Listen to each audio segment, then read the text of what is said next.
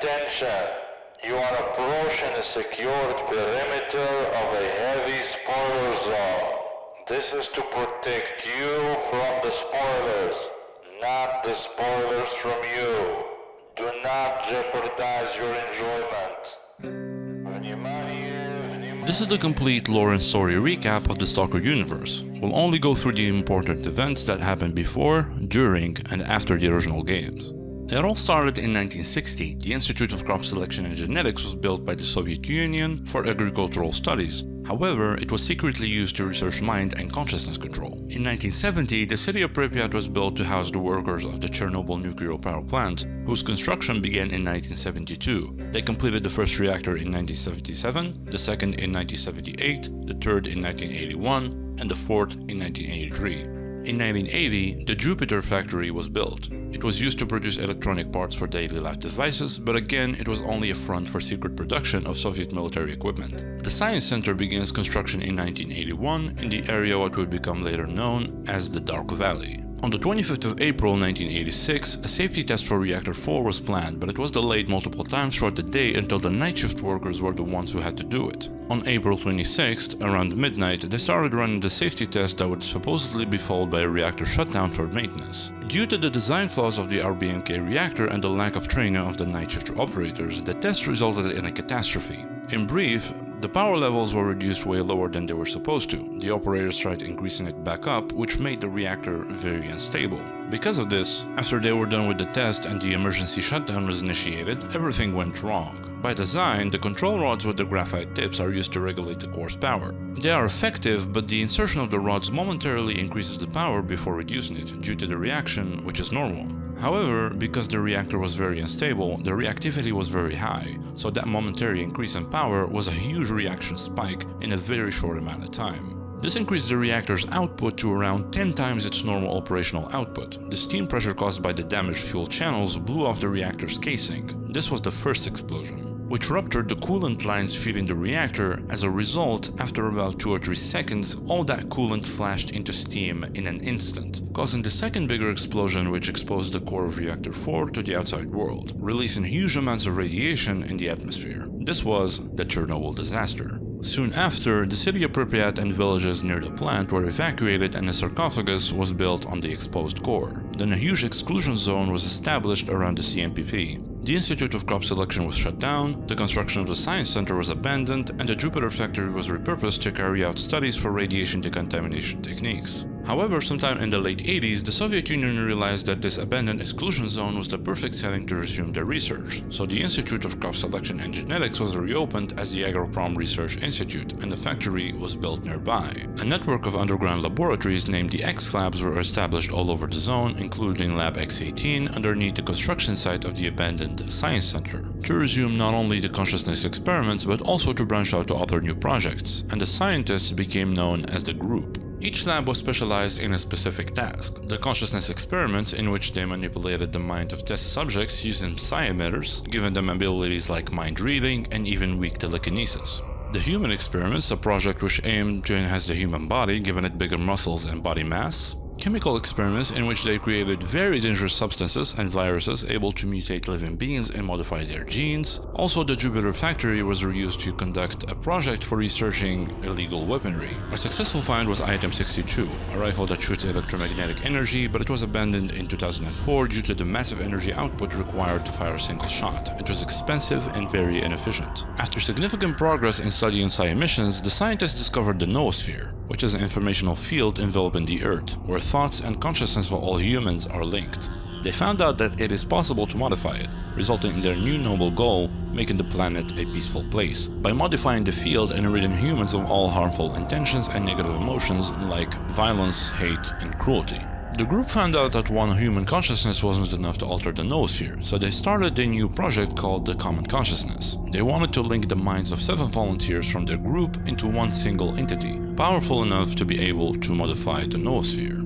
However, they needed more energy to conduct such tasks, so they moved their headquarters from Lab X8 in Pripyat to the CMPP itself. They established a new laboratory north of it called Lab X7, which became their main base of operations. They also built a set of spherical generators near it. Combined with the power from the reactors that were still operational, it provided them more than enough energy output to execute the plan, and they linked the 7 volunteers to become the common consciousness. After the fall of the Soviet Union in 1991, the exclusion zone fell under the control of the Ukrainian government, but the sea consciousness continued their experiments, mostly undisturbed. The exclusion zone also became a famous tourist attraction during that time, but that didn't last very long after a bus full of tourists in 2001 disappeared without a trace. This pushed the Ukrainian government to close off access into the exclusion zone completely. Then, they also launched multiple investigations. Around 2003, after the group was investigated by the authorities, they needed a good story and cover-up to convince the government to keep funding them. So they recruited Peter Danilovich Stryj. Holding a doctor's degree in agricultural sciences, he was the perfect accomplice they needed. They made him the director of the Agroprom Institute. He convinced the Ukrainian Ministry of Agriculture that the institute was researching and studying irradiated soils, and his main purpose was to maintain the facade and use the fundings provided by them to supply the group with the necessary equipment. After extensive research by the Sea Consciousness and the group, they finally knew how to make contact with the noosphere. In March 2006, their first contact attempt was a failure due to a power outage. A month later, on April 12, they tried again and the contact was successful. They tried to modify the field, but the result wasn't what they expected. The generators used to alter the field instead opened a rift in the noosphere. It caused blinding lights and a huge surge of energy and psi emissions emitting from the location of the generators, obliterating everything in its path from the center of the zone all the way to its perimeter, followed by a massive earthquake.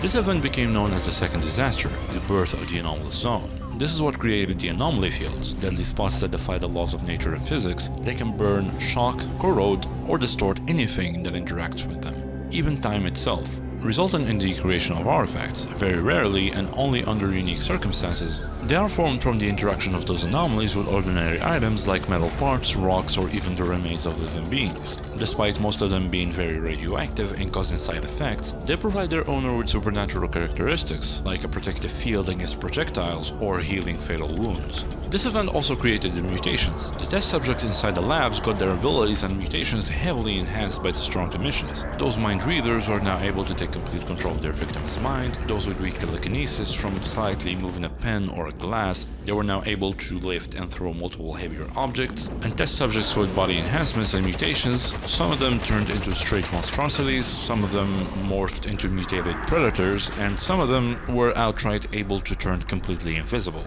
This resulted in a massive mutant outbreak in the underground facilities. The majority of the personnel were killed and most of the affected X-labs were abandoned. The scientists had major disputes about how to deal with the incident and how to fix it. They couldn't come to an agreement, so about half of them abandoned the team.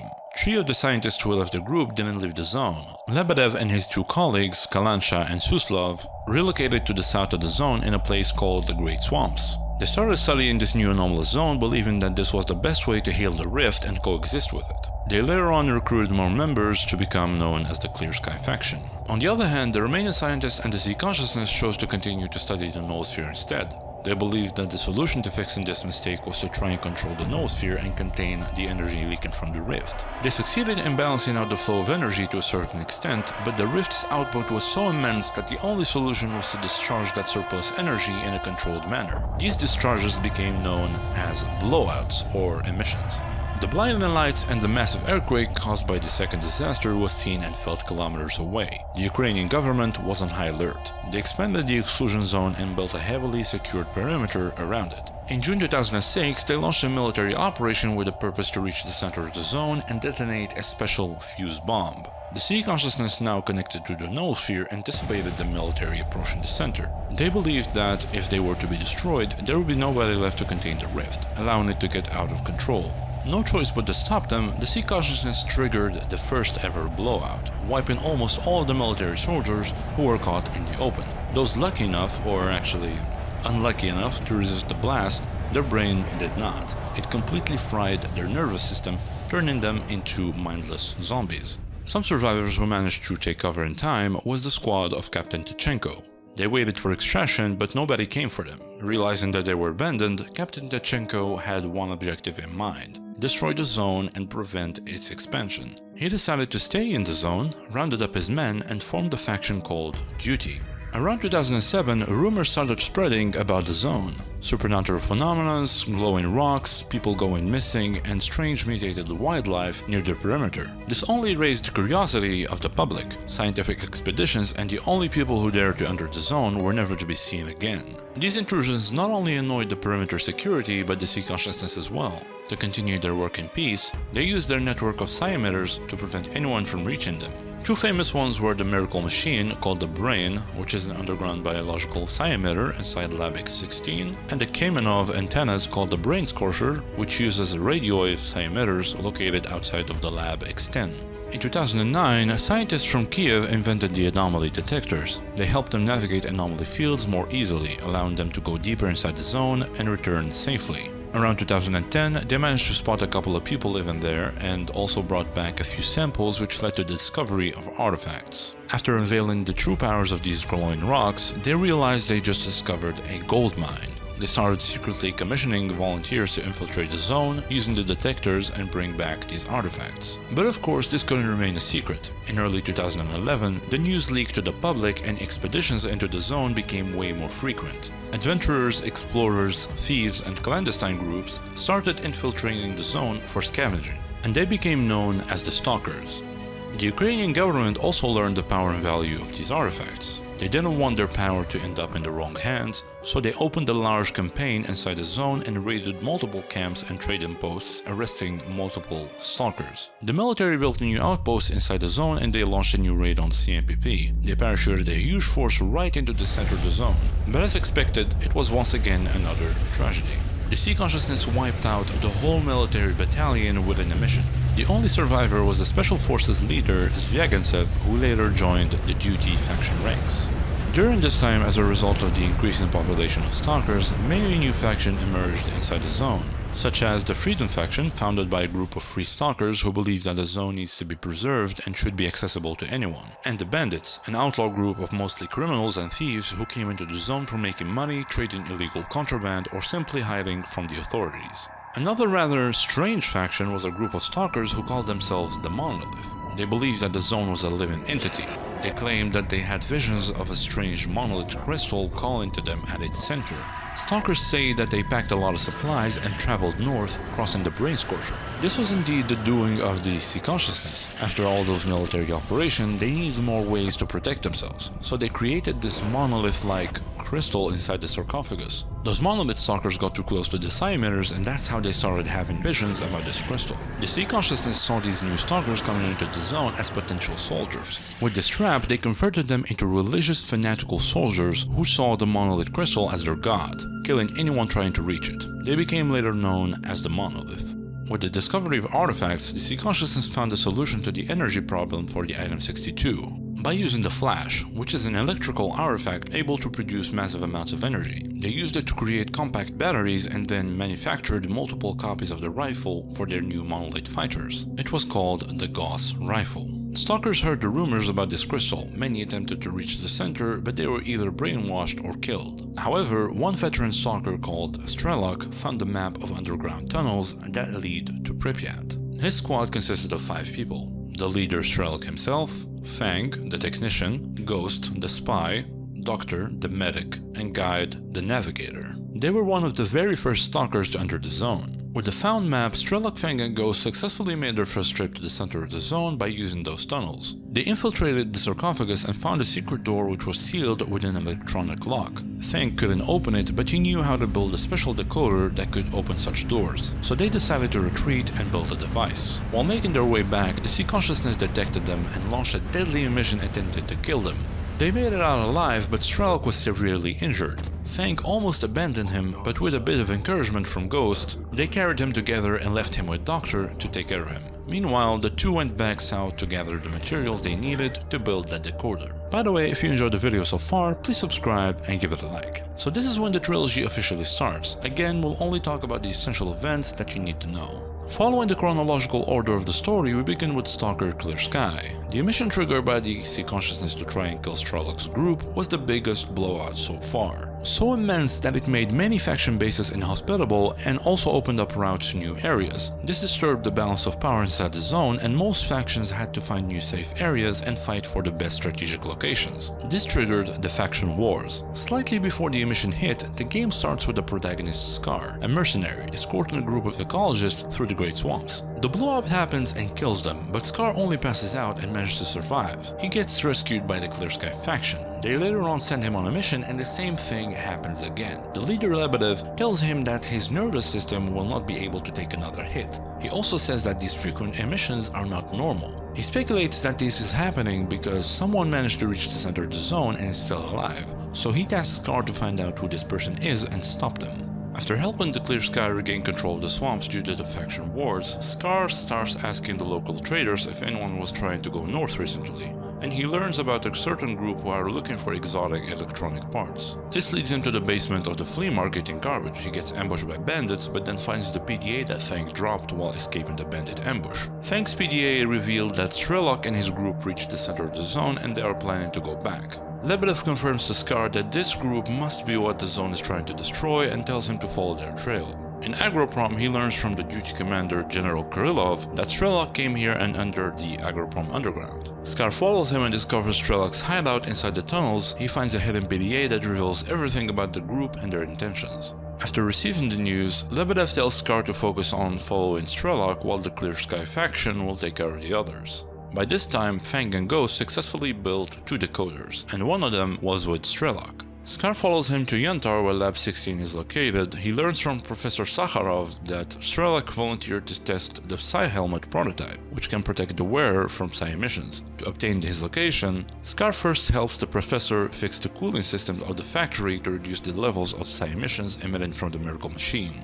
As tanks, Sakharov informs S.T.A.L.K.E.R that the signal coming from the helmet is moving north towards the Red Forest. S.T.A.L.K.E.R was supposed to regroup with Fang and Ghost, but since he learned that a whole faction was following them, he tells his group about the situation and he is forced to rush to the center alone. Fang and Ghost try to escape from the Clear-Sky faction, but they are ambushed by 3 mercenaries in the army warehouses. They manage to kill 2 of them, but the third one managed to hit Fang before escaping. At the same time, S.T.A.L.K.E.R is chasing S.T.A.L.K.E.R through the Red Forest, but S.T.A.L.K.E.R passes through a tunnel which was the only easy way to the CMPP, and blows it up.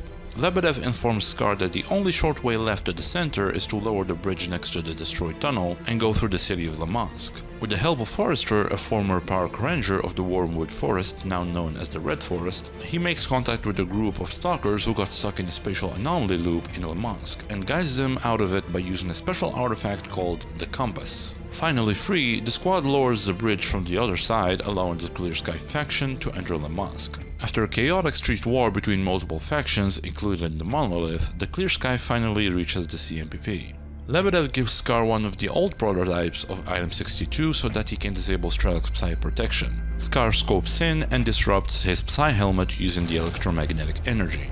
However, the Sea Consciousness wasn't very happy about the chaos happening right outside its doorstep. It triggers an emission killing everyone nearby, and the ones who survived the blast got captured and brainwashed, turning them into Monolith soldiers or into special agents of the Sea Consciousness. In the closing scene, we see that S.T.A.L.K.E.R is still alive and he's being brainwashed next to other survivors with the Stalker mark in their forearm. Instead of just frying the brains of their victims and converting them into Monolith fighters, the Sea Consciousness developed a new brainwashing technique. They turn them into agents. The victims get their memory wiped and they are given special messages in their PDA, also including consciousness. I remember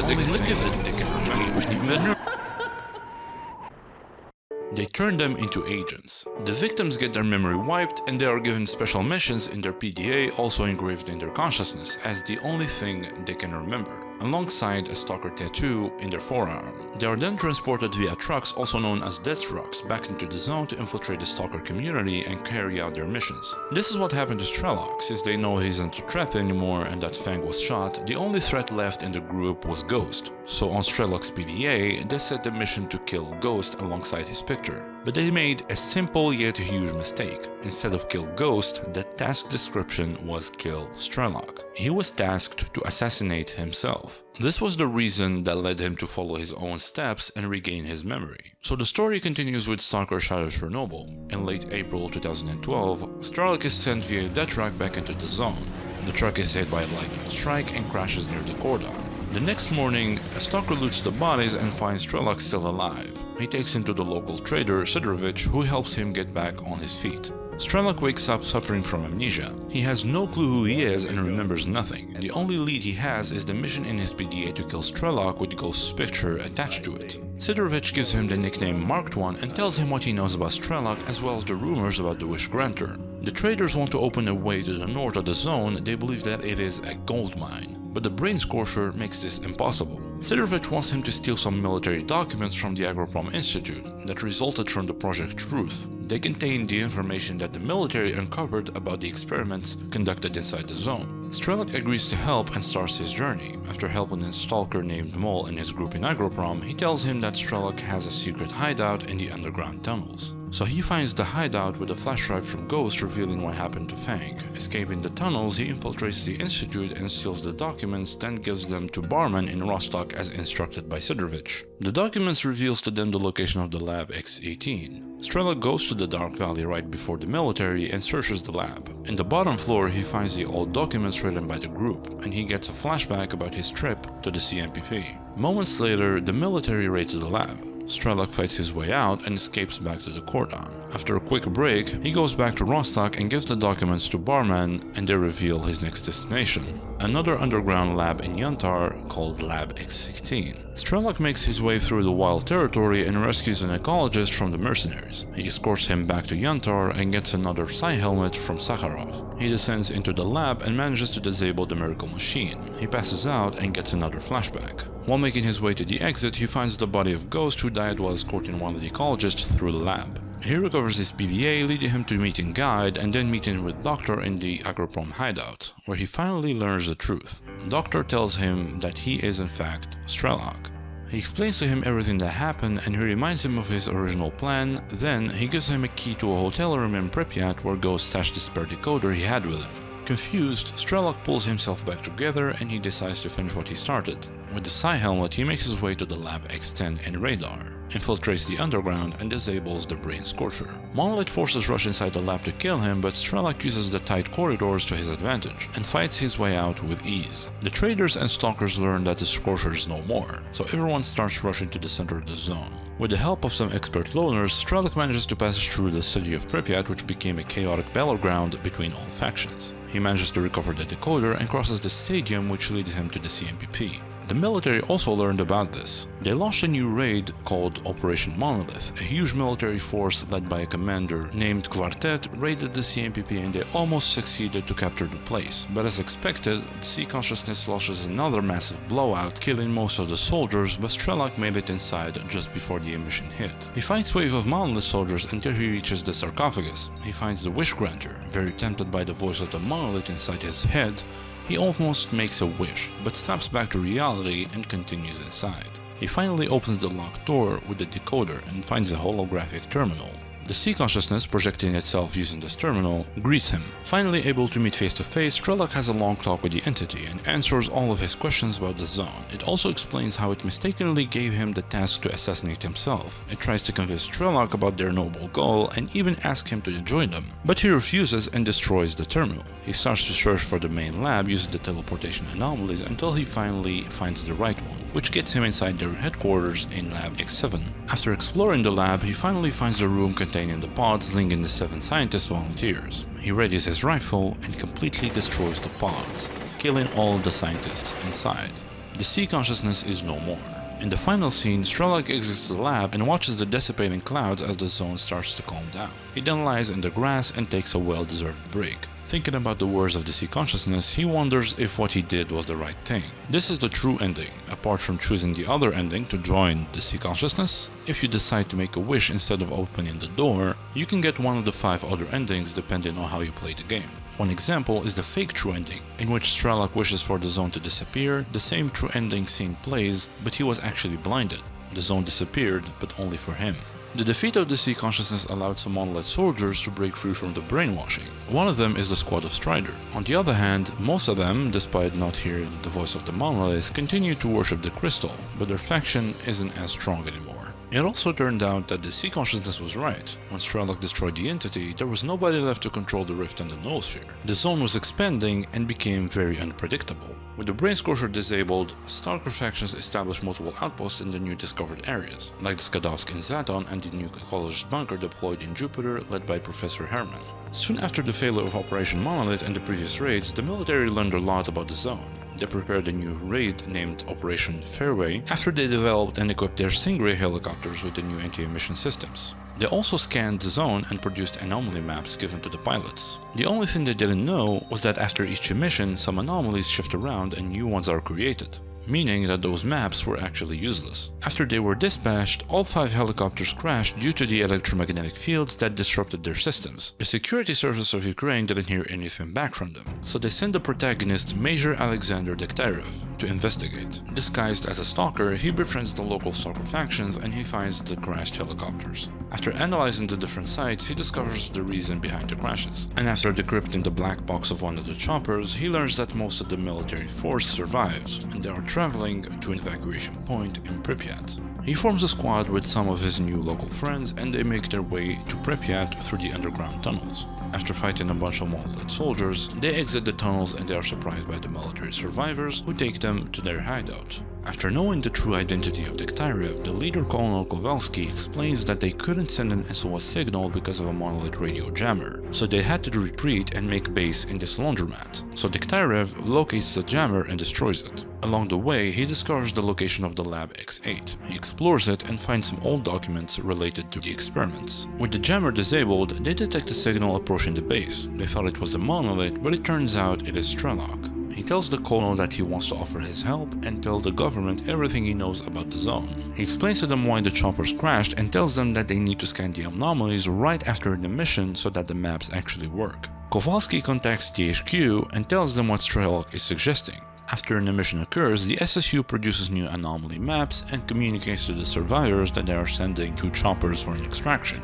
Moments later, they are contacted by the rescue team who arrived safely at the extraction point near the Prometheus cinema. The maps worked and S.T.A.L.K.E.R was right, so Kowalski agrees to bring him with them. They rush to the plaza to fight off the monolith soldiers surrounding the rescue team. And finally, the survivors, including S.T.A.L.K.E.R and Dekhtyarev, extract safely out of the zone. The ending slideshow tells what happens after the extraction. Based on the true ending, Major Dekhtyarev is promoted to colonel, but he declines the offer and becomes the head of security service in the zone. S.T.A.L.K.E.R gives all of his fighting and his knowledge about the zone to the government. They later on create the S.T.A.L.K.E.R, the Scientific Institute for Research of the Chernobyl anomalous area, with S.T.A.L.K.E.R as the chief scientist consultant. Kowalski is blamed for the failure of the operation, but with the concrete proof provided, they conclude that it wasn't his fault and he receives an honorable discharge. Strider regroups with his squad and forms a new faction called Noon, and recruits other ex-monolith soldiers. The rest of the slideshow depends on the player's action and the decision made when completing the side quests related to the different characters.